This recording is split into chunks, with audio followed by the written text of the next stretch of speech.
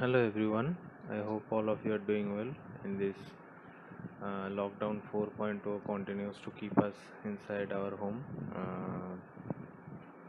and we are still doing the online teaching and learning session in this lockdown period so that we can complete your remaining syllabus before the month of May ends, and we can proceed toward the discussion about the total course and curriculum in the next month. So today we are going to be talking about one of the topic that we have already left out in one of our previous classes, that is projections. Okay. So before starting the lecture, I hope all of you do well in today's exam. Best of luck for it. Thank you. Let's start. Okay, so today we are going to discuss about the different types of projection available. Actually, this projection topic falls under the uh, chapter of the 3D transformation, but I decided to skip it because I wanted to finish the 3D transformation as a whole, and then I wanted to discuss and leave it for later. Now we need to talk about this thing because I think most of the important topics are now over, and this is the only one remaining among the important topics. Obviously, there are some more topics are left from the computer graphics syllabus that are going to be discussed later on. Now, what is projection? Actually, projection is the process of converting n plus 1 planes object into n planes object. So, whenever we are talking about transformation from 3D to 2D, that means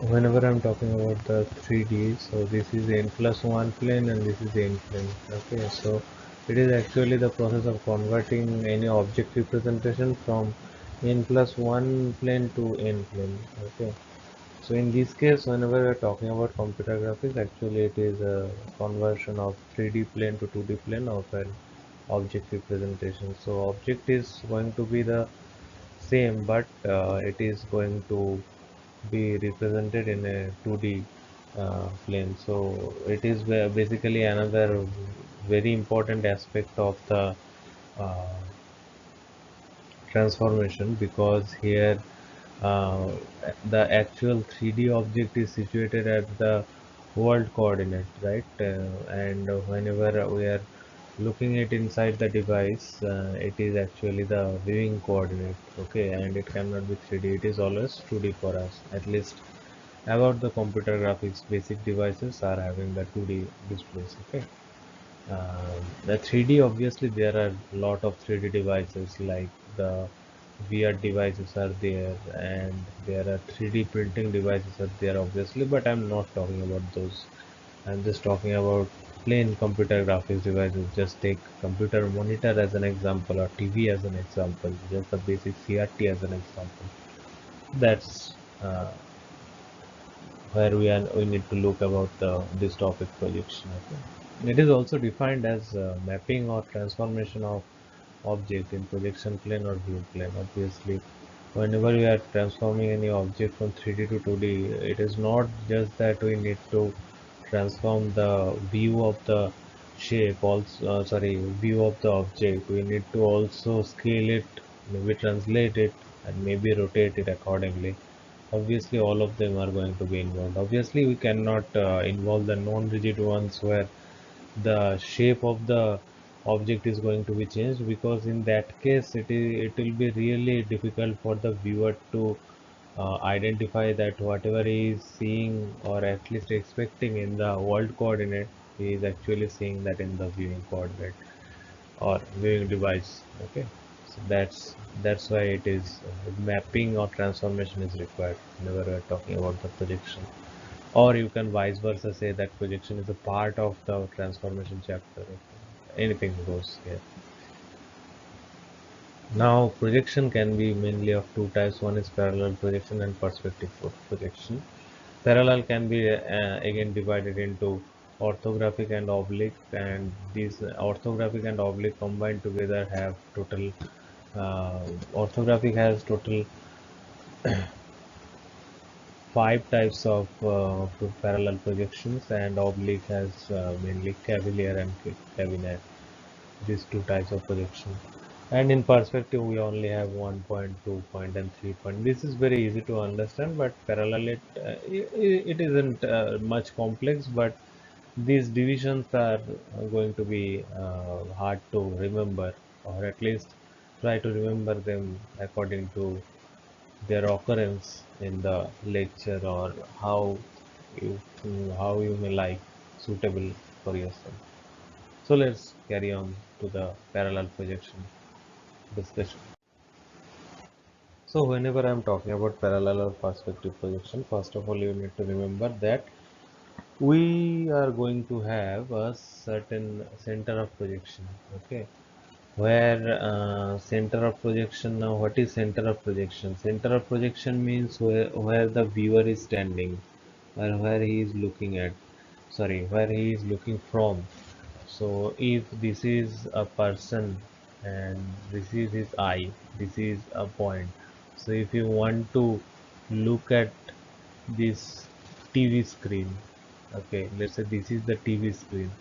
This is how the viewing angle shows. And if we actually, let's say that it is a real time, okay, so there is some capturing device over here, and let's say there is a big hill over here. So whenever it is capturing this big hill, obviously these two are going to be projected over here, okay, on this device, and then he will be able to see this particular part. Let's say it is only showing this side of the hill, only this side of the hill. Only then he will be able to see that particular object. So that is what is called the center of projection, okay, where the two lines are going to meet, two lines are going to meet, and the human eye or the viewer is going to be placed at the point that is called the center of projection.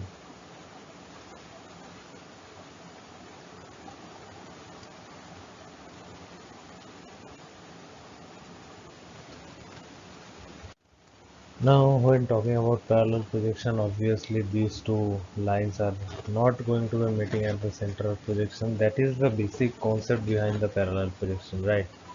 So, if they don't meet at a certain point, then only they are going to be parallel. Okay. So, parallel projection is obviously going to use the display, or let's say parallel projection is actually going to show the true shape and the size of that particular object. When projectors are perpendicular to the view plane, then it is called orthographic projection. Okay, so we will come to this later. In later slides, we are going to talk about orthographic projection in a whole lot bigger way than this one. But just remember that whenever we are talking about, let's say this is the object kept here, and this is the viewing plane, and it is actually siding at 90 degree with this one. So then you can say that this is the orthographic projection. The parallel projection is formed by extending parallel lines. As I said, that these lines are not going to be met at some point. There is not going to be a center of projection, or even if you are talking about a center of projection, it is going to be placed at infinite. There is not going to be a finite distance between the viewing plane and the center of projection. It is not possible for this parallel projection. The point of intersection is the projection of vertex, obviously that. Um, And so whenever I'm talking about the point of intersection, that means uh, let's say that this is the let me just draw it. Okay, so let's say this is the object, this is the viewing plane, and I am not going to talk about any human eye being kept here or here, because there is not going to be a certain uh, certain center of projection. Okay, so whenever we are projecting this thing on a viewing plane, let's say this is the object, so this is where it is going to be intersecting. Okay, so this, if this is a and b, this is going to be called a dash b dash. Okay, so if anyone is standing here, he will be able to see only this line. If someone is standing here, he will be able to stand. But he is not. He'll no human eye will be able to intersect both of the lines together. That is not possible, right? Parallel projection were used by the architects and engineers to create a working drawing of the object for complete representation. So I think you might have seen those kind of blueprints. I'm not talking about the actual prints, but the 3D shapes of the particular building or how it is going to look like. A good reference is um, I don't know. Maybe the Netflix show of La Casa de Papel, where or Money Heist, where at the intro they show you the blueprint of the total bank, and that is actually how the architect or engineers used to represent before they are actually building that thing. So you have to keep in mind that maybe in size and shape it is not similar, but it is a 3D object. We are not projecting that. We are just saying that it is how it is going to look like whenever we finish that project. Okay, so that's one way of saying, but that is not actually the true shape of parallel projection. I hope you are getting whatever I am trying to say. Now, orthographic projection is one type of parallel projection where I have already said that the plane is going to be siding at the viewing plane is going to be siding at a 90-degree angle. So obviously there are going to be three types of projection. One is for top view, one is for side view, and one is for front view. Okay, so one is front projection, one is top projection, another is side projection. Okay, so that's about it. Uh, Orthographic projection. Another type of projection is oblique projection. Now, oblique projection, in case of oblique projection, the direction of projection is not normal. That means it is not siding at the 90-degree. Okay. In oblique projection, we can view the object better than the orthographic projection. Why so? Let us discuss this. The main reason behind this oblique projection being better than orthographic projection is you have seen that in the definition I have said that it is not 90 degrees. So if it is not 90 degrees and let's say this is the viewing plane and this is the object. So if it is intersecting it in some kind of angle, there is a better chance of seeing that object than if it is intersecting at a 90-degree angle, because if it is intersecting at a 90-degree angle, there is a much better chance it is going to be always parallel. In this case, the chances are less. Obviously it is one kind of parallel projection, there is no, but the question is, if a human is standing here, he is going to have a better chance of seeing this than this thing. Okay, if you force a light from top side, it is going to be better for any human than if you are going to force the light from in front of him. It is going to be he is going to be totally blind. Okay, so I think that is the reason behind oblique projection being better. Now, oblique projection can be of two types, where one type is where this angle is 45 degrees, that is called the cavalier projection. Okay. Now, for cavalier projection, the project in case of projection, the principal directions are all equal. Okay, so you can see that if this is an object, these A, B, C all are actually unit distance. Okay, and for cabinet projection, it makes a 63.4-degree angle. So for a cabinet, this angle is actually 63.4, and this is actually happening because lines are perpendicular to the viewing surface. There is no problem, but the projected lines are actually half of their actual length. Okay, so whenever it is intersecting, this is actually half of their actual length. So that is the main feature of the cabinet. This is why it is actually getting this angle. There is a lot of mathematics behind this. You can obviously go ahead and calculate how it is going to look. what is going to happen when this is becoming half, okay, and it is going to get projected. So that is the reason. So you have to keep in mind that for Cavalier it is making 45-degree angles.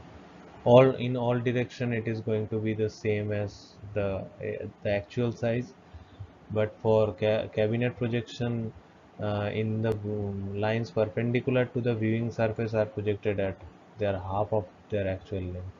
So only the lines that are perpendicular to the viewing surface, okay, only those lines are going to be uh, uh, what shall I say, the half of their actual length. So you can see that this line is actually perpendicular to the viewing line plane, so that is why it got half. And for this case the angle is 63.4 degree.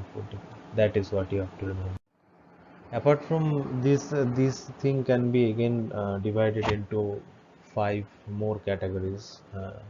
Among them, five categories. I've already covered Cavalier and Cabinet. So Cavalier and Cabinet actually comes under the oblique projection. Okay, and these three comes under the orthographic projection.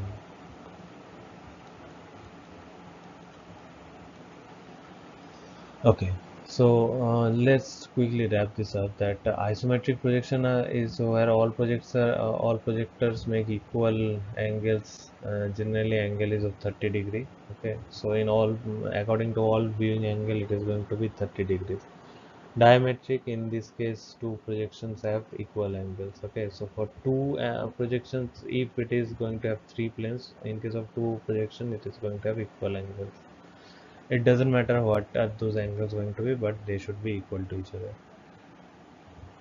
other. The direction for trimetric, the direction of projection makes the unequal angle with the principal axis. So it doesn't matter what is the angle it is making with the principal axis, but none of them are equal to anyone. Okay, so for the first case, isometric, it is always going to be 30 degree. For diametric, it is going to be any angle can be there, but should have two equal angles. For trimetric, three of the angles are unequal to each other. Okay. And Cavalier and Cabinet, I have already discussed this. Now let's talk about the perspective projection, where the perspective projection means there is going to be a center of projection. Okay, so obviously it is visible, it is better than parallel projection in a way. In case of viewing angle and everything, it is better than parallel projection. But in parallel projection, it is actually the actual representation of the object without changing its shape or size. Okay. Mm. So this is the general projection whenever we are talking about anything getting projected into the device. Okay. Two main characteristics of perspective projection is vanishing point and perspective foreshortening. Okay, due to foreshortening of the object and lens appears smaller from the center of projection. Obviously, whenever it is getting projected on a plane, it is going to be shorter. So this is the center of projection. This is the viewing plane and this is the actual object. Obviously it is going to be shorter than the actual circumference. So what is the vanishing point? Vanishing point is where the all lines will appear to meet. Okay, now you have to keep in mind that these can be human standing, these can be the viewing plane, and these can be the actual object. Okay, it is not necessary that human are going to be standing at the center of the projection. Okay, but whenever these two lines are going to meet, it is going to be called the vanishing point. Okay, so there might be multiple lines coming from here, so this might be a 3D. Okay, like this. So that is going to be called a vanishing point. Okay, so in case of vanishing point, there are three categories. One is one point, when there is going to be one vanishing point. For the general example like this one, for 2 point, and there are going to be two vanishing points. So here you can see that there are two vanishing points. Okay, one is towards the x direction, one is towards the y direction. Okay, and 3 points is where three vanishing points are going to be there. One is in X, one is in Y, uh, and last one is in both direction. So like you can see in this picture that one is towards the x-axis, one is towards the y-axis, and one is towards the both of the axes. Okay, in both direction it is happening. So what are the other features? In perspective projection, lines of the projections are not parallel. We have already discussed this. The lines converge at a single point, that is called as center of the projection. The projected image on the screen is obtained by the points intersection of the converging lines in the plane. Okay, so this is actually whenever, as I said, that this if this is AB and this is A dash B dash, that is how you are going to find how you are looking at that particular object. So there is obviously there is math behind it. You might have done it previously using this particular equation y2 minus y1 divided by x2 minus x1 equals to let's say y1 minus y0 divided by x1 minus x0. It's as simple as that. Uh, you can obviously get it from the given problem statement. The image on the screen is seen as of viewer's eyes while located from the center of projection. So most of the cases you are going to say that viewer's eyes is located at the center of the projection, that you have already discussed. The other features of perspective projection is view plane. It is an area of world coordinate system. As I said, view plane means it is actually the viewing plane we are talking about. Okay, center of projection is the location of the eye, as I said, and projectors, it is called the projection vector. These are the rays start from object seen and they are used to create an image of the object. So projectors are basically the horizontal or parallel line we are drawing. Okay, these are the projectors. Okay, so whenever you go to a theater, you will see that there is a light, a ray of light coming from a small window, and that is the projectors. Okay, these two things are called projectors. There are millions and millions of lines between them. These are actually rays, but this is called a projector. So that's about it. So whatever we have learned so far in the projection, that there are basically parallel and perspective projection. Parallel projection, center of projection is standing at infinite. For perspective, it is standing at a finite distance. Parallel projection can be of two types, oblique and orthographic, and in oblique it can be of Cavier and Cavinaire, and for orthographic it can be of isometric and diametric and trimetric, and for perspective it can be of 1 point, 2 point, or 3 point. Okay, so that is the total discussion about the total projection. If you face any difficulty understanding today's lecture, you can call me or text me. uh, we are just finishing up our syllabus and there are just 2 or 3 topics left, so I shall try to cover this up in next week's lectures and the remaining lectures. Till then, stay safe, stay at home. Thank you. Bye. Catch you in the next one.